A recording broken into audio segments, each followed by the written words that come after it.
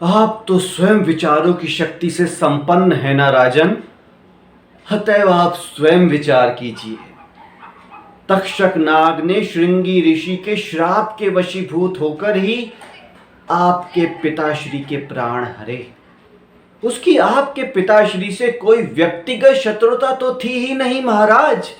विचार कीजिए कि इन सब में उसका क्या दोष था।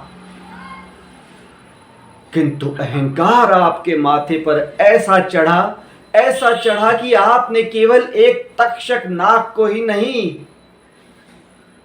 अपितु संपूर्ण नाग जाति को नष्ट करने का, समूल नष्ट करने का षड्यंत्र रच डाला राजन, नाग सत्र के रूप में।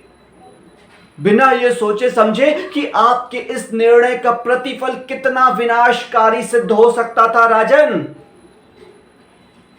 किंतु अहंकार ने आपको इस कदर जकड़ लिया था कि आप क्रोध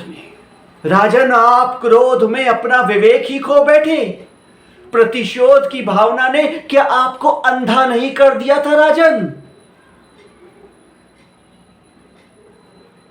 भ्रमों के भंवर से बाहर निकलने का प्रयत्न कीजिए राजन, क्योंकि भ्रम और संदेह ही अशांति का मूल कारण है।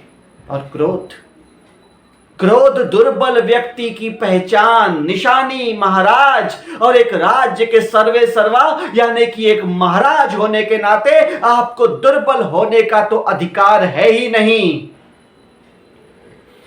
आप तो ज्ञानी हैं महाराज, लेकिन आपने विचार भी नहीं किया कि देवराज इंद्र जो कि आपके परम पितामह हैं, आपके अहंकार को विनिष्ट करने के लिए ही इंद्र ने ये भ्रम जाल रचा था, और आप ये अकर्म कर बैठे।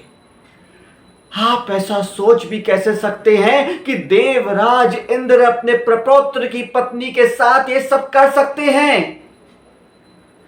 राजन, कदाचित आपको स्मरण नहीं रहा होगा कि युगों युगों से जब इस धरती पर दुष्ट प्रवृत्तियों ने जन्म लिया तो उनका समूल नाश करने के लिए स्वयं श्री हरि नारायण ने जन्म लिया।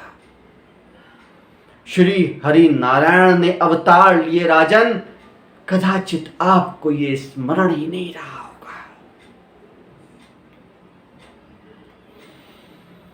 अब आपके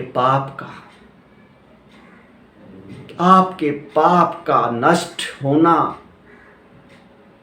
असंभव है। अब केवल आपको पश्चाताप की अग्नि में जलना होगा राजन, केवल पश्चाताप।